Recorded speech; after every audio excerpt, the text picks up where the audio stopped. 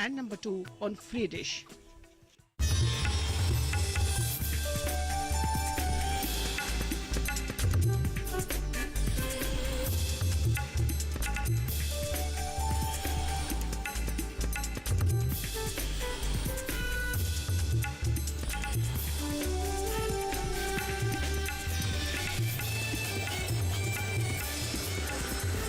TV के साथ बदलते भारत की शान।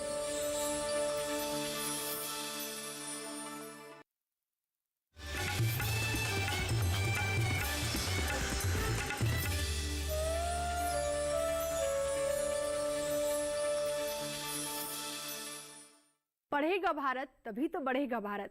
100% सही है ये बात, लेकिन आज के सिनेरियो में साक्षरता तभी मानी जाती है पूरी जब इसमें शामिल हो डिजिटल नॉलेज, क्योंकि इंटरनेट ही तो वो माध्यम है जिसकी मदद से आप दुनिया के किसी भी कोने में बैठकर किसी भी चीज़ की जानकारी जुटा सकते हैं। और आपको डिजिटल साक्षर बनाने के लिए हम हर सप्ताह हाजिर होते हैं लेकर प्रोग्राम डिजिटल किसान।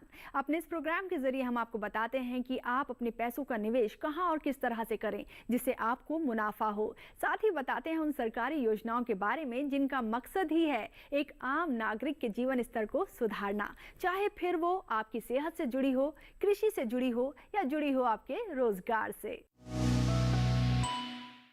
नमस्कार, स्वागत है आपका प्रोग्राम डिजिटल किसान में। मैं हूं आपके साथ रिंकी त्यागी। जैसा कि आप जानते ही हैं, हमारे इस प्रोग्राम में है 2 सेगमेंट, पहला अर्थनीति और दूसरा सेगमेंट है सरकारी योजनाओं से लाभ। तो शुरू करते हैं अपना पहला सेगमेंट जिसका नाम है अर्थनीति।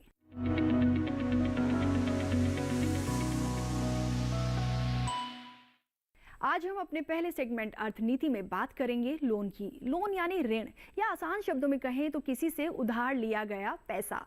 रोजमर्रा की जिंदगी में बड़ी आम सी बात है किसी से उधार पैसा लेना और उसे चुका देना, लेकिन कुछ लोग बैंक से उधार लेते हुए कतराते हैं। तो आज अपने एक्सपर्ट से समझेंगे बैंक लोन के बारे में। बैंक से लोन लेने का क्या प्रोसेस है, कितना आसान है ये लोन लेना और इसे चुकाना, साथ ही किन किन चीज़ों के लिए बैंक अपने कस्टमर्स को ये उधार देता है, क्या नियम और शर्तें होती हैं, ये सब कुछ जानेंगे आज अपने एक्सपर्ट ज्ञान मिश्रा से।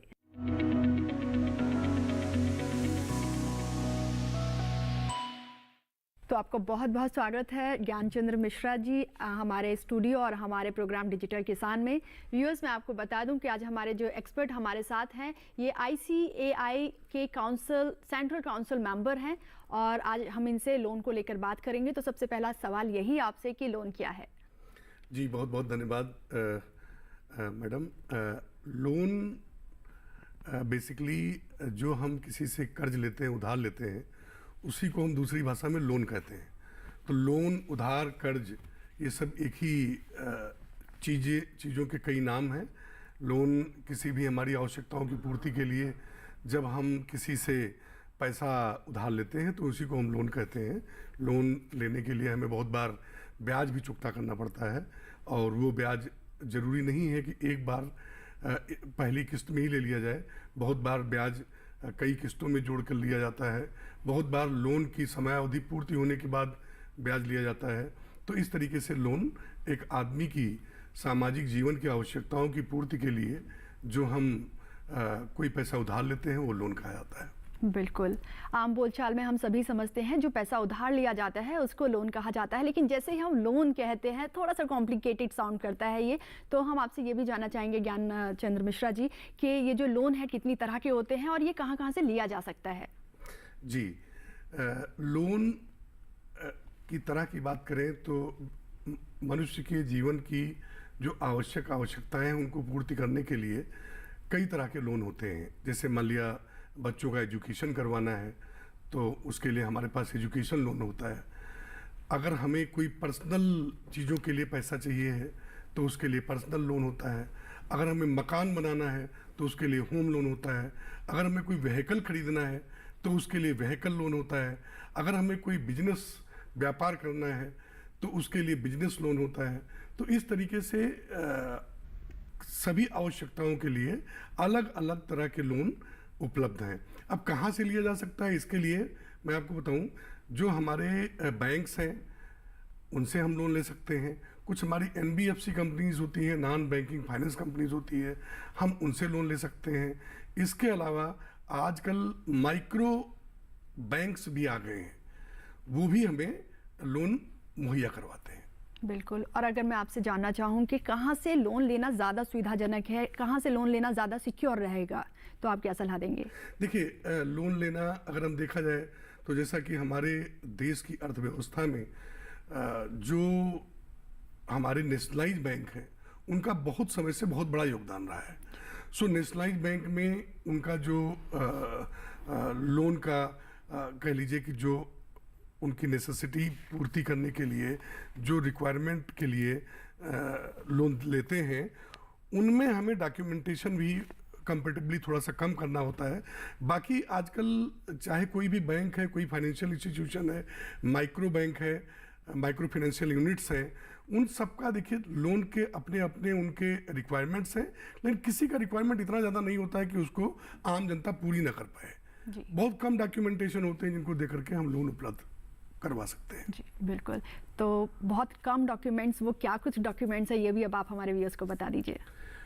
जी, लोन डॉक्यूमेंटेशन में सबसे पहले तो आधार कार्ड, जैसा कि हम सब जानते हैं हमारे देश की आज के हर नागरिक के लिए बहुत आवश्यक एक वैलिड प्रूफ माना जाता है, तो आधार कार्ड। और अगर वो लोन लेना चाह रहा है तो कुछ ऐसा है, पढ़ा लिखा व्यक्ति है, उसका अपना इनकम है, तो पैन कार्ड आवश्यक होता है। अगर वो इनकम टैक्स का रिटर्न डालता है तो रिटर्न की कापी आवश्यक होती है। इसके अलावा अगर वो रिटर्न नहीं डालता है, मान लिया हमारे किसान भाई लोन लेना चाहते हैं, तो उनको अपने खतौनी के बेस पर उनके अपने जो ज़मीन के दस्तावेज हैं उसके बेस पर लोन मिल जाता है। इसके अलावा अगर हम देखें तो बैंक्स की अपनी अपनी अलग अलग आवश्यकताएं होती हैं, रिक्वायरमेंट्स होती हैं, जिसके बिहाफ पर वो लोन प्रोसेस करने के लिए डॉक्यूमेंट्स मांगते हैं। बिल्कुल। तो पैन कार्ड और आधार तो मस्ट ही है, मैंडेटरी होता है ज़्यादातर सभी जगह। तो आपसे ये भी जानना चाहेंगे कि क्या जब हम लोन लेते हैं किसी बैंक से तो वहाँ पर अकाउंट होना ज़रूरी होता है? जी नहीं, कोई लोन लेने के लिए आवश्यक नहीं कि आपका उस बैंक में या उस फाइनेंशियल इंस्टीट्यूशन में आपका खाता हो। हाँ, ये भी जरूरी नहीं है कि आपका दूसरे बैंक में भी खाता हो। कुछ लोन ऐसे होते हैं जो लोन हमारे रिकरिंग नेचर के होते हैं, जैसे हमारा किसान भाइयों का क्रेडिट कार्ड बनता है, बिजनेसमैन का सीसी लिमिट बनता है, तो उसके सीसी लिमिट में ही लोन डिसबर्स हो जाता है। लेकिन कुछ लोन ऐसे होते हैं जिसको डिसबर्स करने के लिए बैंकों को किसी खाते की आवश्यकता होती है, जैसे हमारा एजुकेशन लोन है, व्हीकल लोन है, तो ऐसे लोन्स को लेने के लिए खाते की आवश्यकता पड़ती है। जी। और इतना सब कुछ हमने जान लिया है कि खाते की ज़रूरत कहाँ होती है, किन डॉक्यूमेंट्स की ज़रूरत होती है, तो अब ये भी जान लेते हैं कि अगर किसी को लोन लेना है, सपोज करिए पर्सनल लोन भी होता है या कार लोन या होम लोन, किसी भी तरह का कोई लोन लेना होता है, तो प्रोसीजर क्या रहता है, किस तरह से वो अप्लाई किया जा सकता है? देखिए, लोन लेने के लिए जो सबसे महत्वपूर्ण चीज़ है कि उसको अपने जो नियरेस्ट, उसकी सबसे नज़दीकी बैंक की शाखा है, वहाँ पे उसको जाना होगा और अपने लोन की रिक्वायरमेंट बतानी होगी और उसके डॉक्यूमेंटेशन पूरे करने होंगे। अगर वो एलिजिबिलिटी क्राइटेरिया उसकी पूरी हो रही है तो बैंक्स को ये प्रोसेस करने में जितना टाइम लगेगा उसके पश्चात वो लोन उसको डिसबर्स कर देता है। बिल्कुल। और क्योंकि हमारा प्रोग्राम है डिजिटल किसान और हम लोगों को, अपने दर्शकों को डिजिटली साउंड करते हैं, तो ऐसे में ये सवाल पूछना लाजमी हो जाता है कि इसका ऑनलाइन प्रोसेस भी होता है? हाँ बिल्कुल, आजकल सभी बैंक्स डिजिटलाइजेशन की तरफ जा चुके हैं। वो सिर्फ ऑनलाइन नहीं, बहुत बैंक्स के तो लोन के ऐप्स हैं, वो ऐप में जाएंगे आप, उनकी रिक्वायरमेंट पूरी करेंगे और वो सब डॉक्यूमेंट सीधा बैंक के पास चला जाएगा, वो उसको वेरीफाई करवा के आपको लोन डिसबर्स कर देंगे। बिल्कुल। और डॉक्यूमेंट्स अगर हमारे पूरे हैं, इसके अलावा बैंक, हमने सुना है कोलेट्रल और नॉन कोलेट्रल लोन्स के बारे में, वो क्या होते हैं और किस कंडीशन में नॉन कोलेट्रल जो लोन है वो सैंक्शन होता है हमारा बैंक से? जी, ये बहुत महत्वपूर्ण प्रश्न किया आपने। कोलेट्रल और नॉन कोलेट्रल लोन का मतलब है जहां हम लोन लेने के लिए हम कुछ सिक्योरिटी दे रहे होते हैं तो उसको कोलेट्रल बोलते हैं। जो सिक्योरिटी हम देते हैं उस सिक्योरिटी को हम कोलेट्रल बोलते हैं। सपोज हमें लोन लेना है, लोन लेने के लिए हमने अपने मकान को कोलेट्रल दे दिया, तो उस कोलेट्रल का मतलब सिक्योरिटी देना हुआ कि हम बैंक को एक हमने गारंटी दे दिया, सिक्योरिटी दे दिया कि हमारा लोन जब तक नहीं चुकता करेंगे तब तक इसका हम उपभोग कर रहे हैं, लेकिन अगर हम किसी तरह डिफॉल्ट करते हैं तो ये मेरा मकान आपके पास कोलेट्रल की तरह रहेगा। और दूसरा होता है नॉन कोलेटरल। नॉन कोलेटरल वो लोन्स होते हैं जिसमें हमें बैंक से या फाइनेंशियल इंस्टीट्यूशंस को लोन लेने के लिए कोई भी किसी तरह का सिक्योरिटी नहीं देना होता, कोई गारंटी नहीं देना होता है। सो क्या होता है, बहुत बार छोटे लोन्स के लिए जनरली बैंक्स कोलेटरल नहीं मांगते हैं और बिना कोलेटरल के ही लोन दे देते हैं। जैसे अगर हम जाएं पर्सनल लोन की बात करें तो पर्सनल लोन में कभी भी बैंक हम लोगों से किसी से भी जनरली वो सिक्योरिटी नहीं मांगता है। एजुकेशन लोन है, एजुकेशन लोन में कभी भी बैंक सिक्योरिटी नहीं मांगता है। लेकिन हम ही बिजनेस लोन लेने जाएं, बैंक को बोलें कि हमें व्यापार करना है, व्यवसाय करना है, हमें 10 लाख रुपए की आवश्यकता है, तो बैंक हमें कहता है कि इस 10 लाख रुपए को आप कैसे चुकाएंगे और अगर नहीं चुका पाते हैं तो क्या इसके लोन के लिए हमें कोई आप कोलेटरल दे रहे हैं। तो ये है कोलेटरल और नॉन कोलेटरल का difference.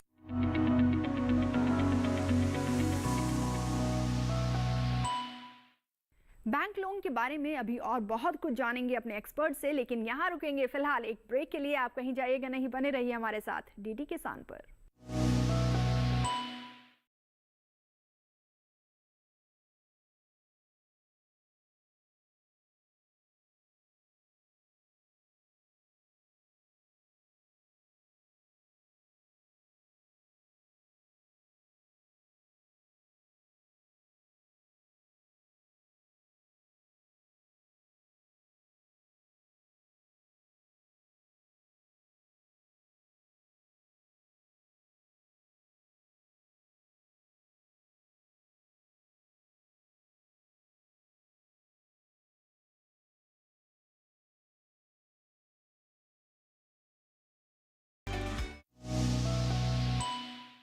Welcome back to our show digital Kisan. तो एक बार फिर से आपको बता दें कि हम आज अपने पहले सेगमेंट में बात कर रहे हैं बैंक से ली जाने वाली उधारी की, जिसे हम लोन के नाम से जानते हैं।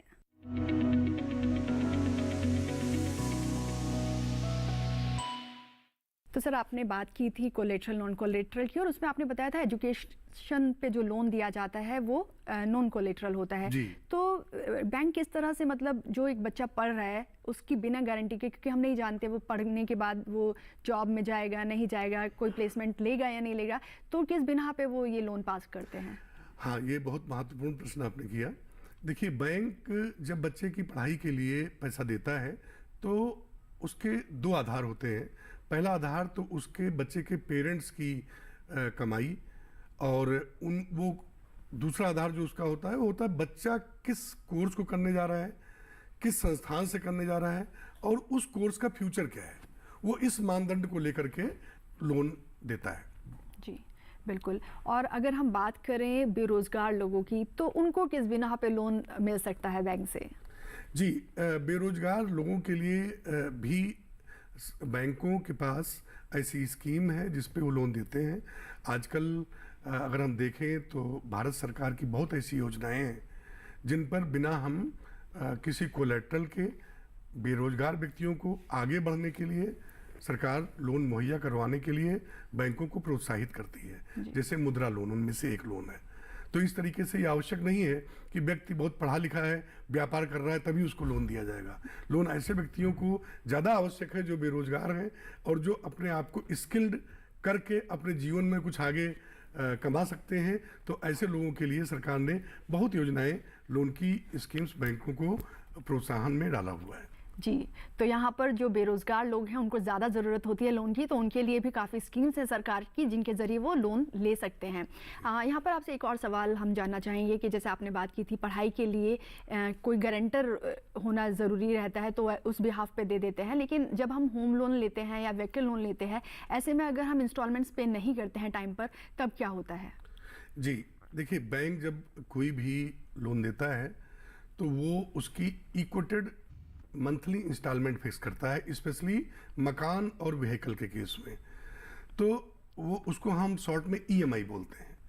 तो ईएमआई एक ऐसा धनराशि होता है जो एक टाइम पीरियड में एक व्यक्ति को चुकाना होता है। लाइक सपोज कोई व्यक्ति 1 लाख रुपया लोन लेता है 5 साल के लिए और उसका एक सर्टेन 12% का ब्याज है, तो 12% के ब्याज पर उसको ईएमआई उसकी फिक्स हो जाएगी 60 मंथ्स का, 5 साल का।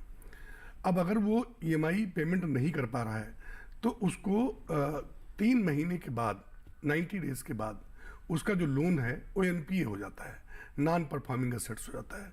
मतलब हम सामान्य भाषा में कहें तो वो डिफाल्टर बन जाता है, वो लोन चुकता नहीं कर पाया इसलिए वो डिफाल्टर हो जाता है। इन केस सपोज करिए कि वो 3 महीने तक अपनी इंस्टॉलमेंट्स नहीं दे पाया, चौथे महीने में उसको लग रहा है वो पे कर सकता है, तब क्या कंडीशंस रहती हैं? अगर कोई अकाउंट एनपीए हो गया है तो बैंक के या फाइनेंशियल इंस्टीट्यूशन जहाँ से उसने लोन लिया है उनके सामने ये बाध्यता हो जाती है कि वो उसको एनपीए क्लासिफाई करें।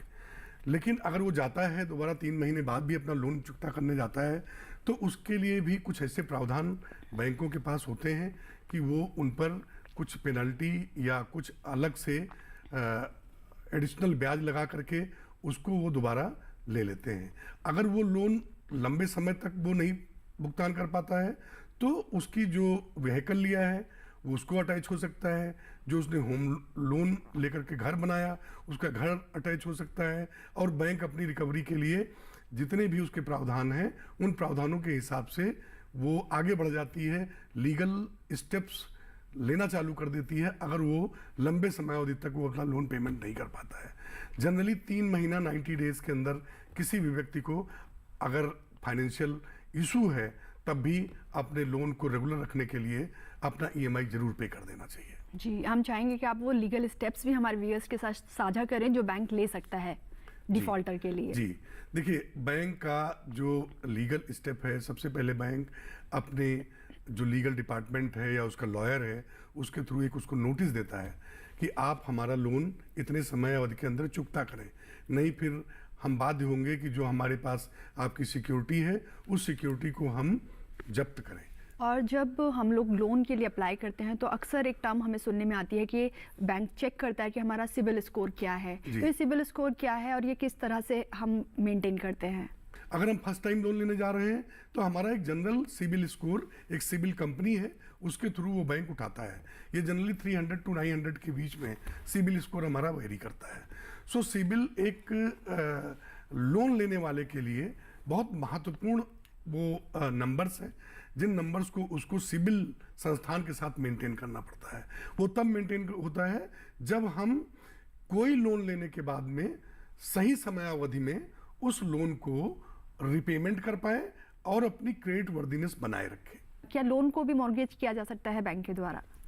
लोन पर लोन का एक जो कॉन्सेप्ट है उसको हम साधारण भाषा में टॉप अप बोलते हैं कि अगर सपोज हमने एक लोन लिया और वो लोन हमारा अच्छा चल रहा है और हमें पुनः और लोन की आवश्यकता है तो अपने बैंक के पास हम जाते हैं और उसको बोलते हैं कि हमारा कोई सिक्योरिटी ऑलरेडी आपके पास है तो हमारे लोन पर थोड़ा आप हमें टॉप अप दे दें। क्या लोन पर टैक्स रिबेट भी मिलता है?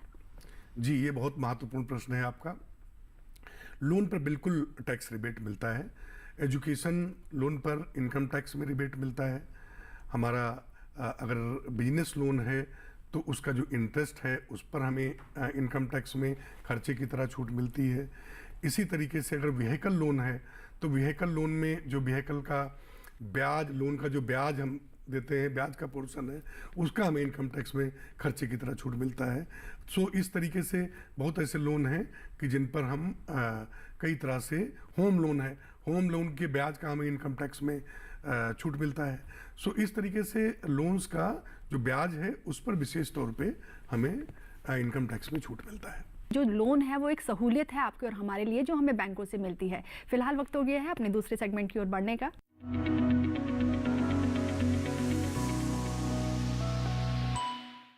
तो हमारा दूसरा सेगमेंट है सरकारी योजनाओं से लाभ, और इस बार हम आपके लिए लेकर आए हैं आयुष्मान भारत डिजिटल मिशन।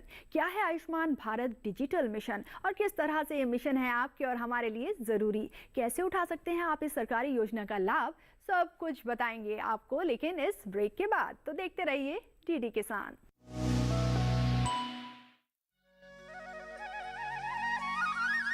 हम हाजिर हैं कार्यक्रम में।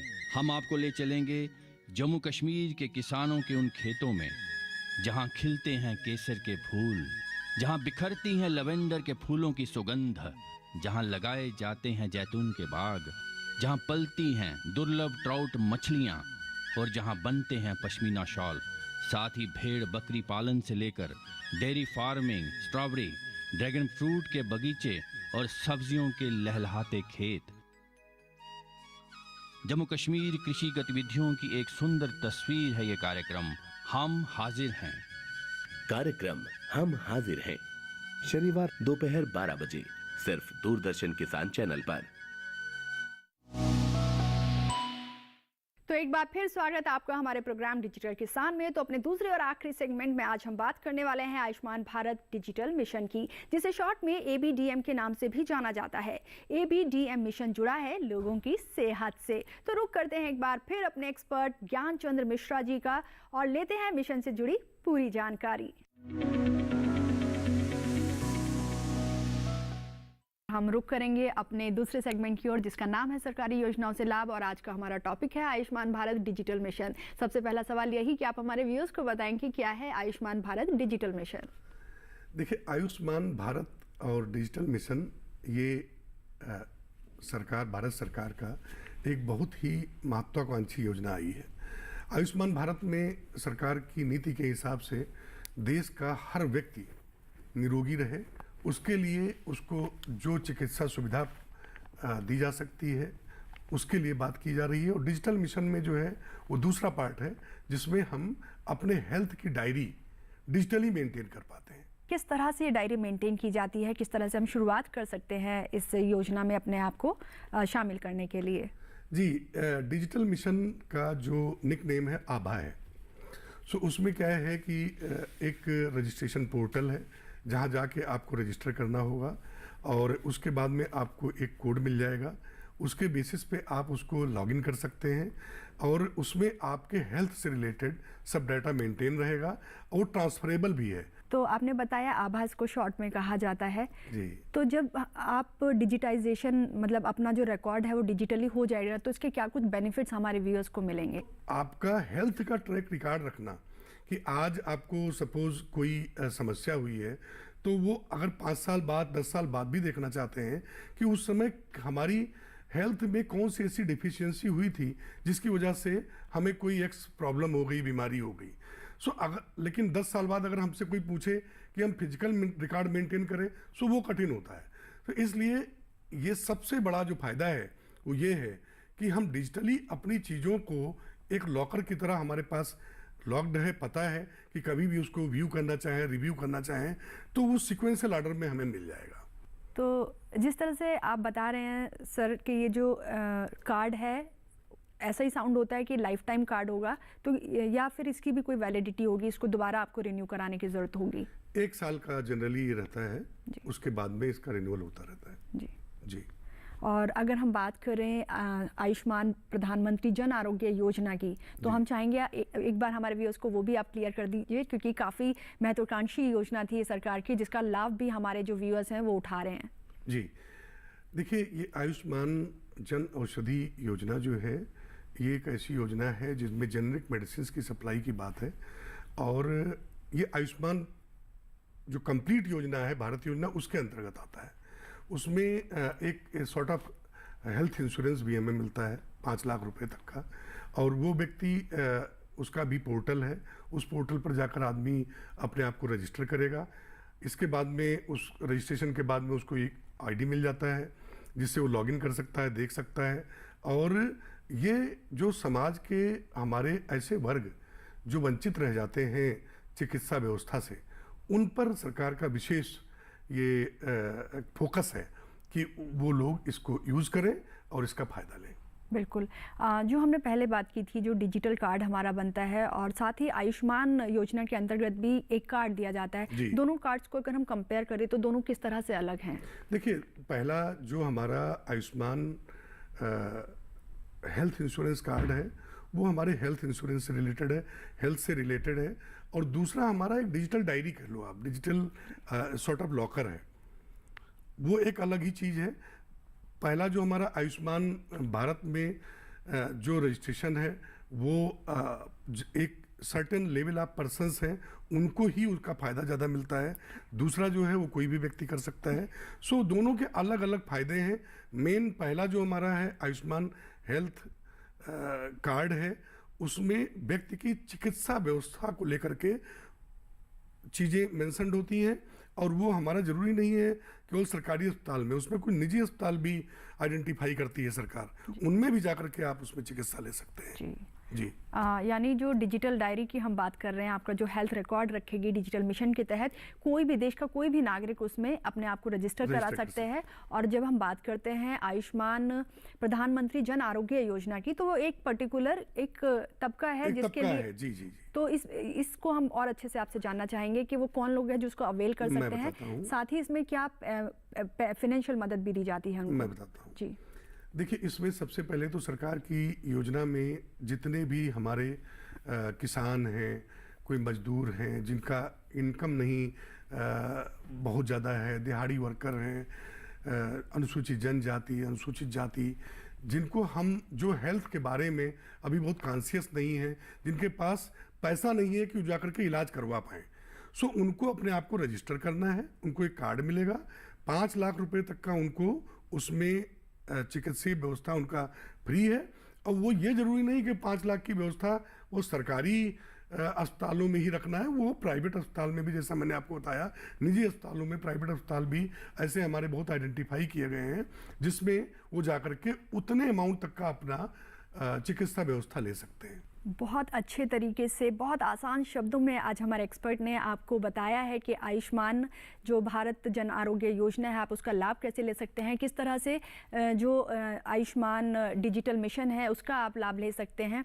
और उम्मीद करते हैं आपको ये जानकारी समझ में भी आई होगी और पसंद भी आई होगी। सर, आप हमारे स्टूडियो में आए, हमारे शो में आए और इतनी अच्छी सी जानकारी इतने अच्छे शब्दों में आपने बयां की है, उसके लिए हम आपका धन्यवाद करते हैं। Thank you so much for being with us in our show.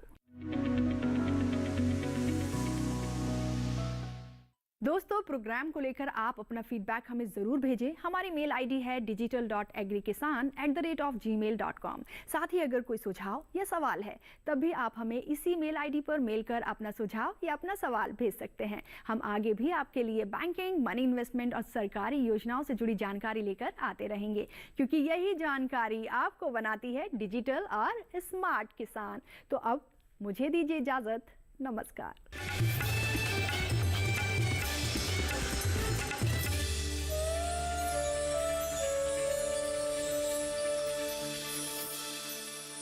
दोस्तों, क्या आपने सुना है बायोफंगिसाइड्स?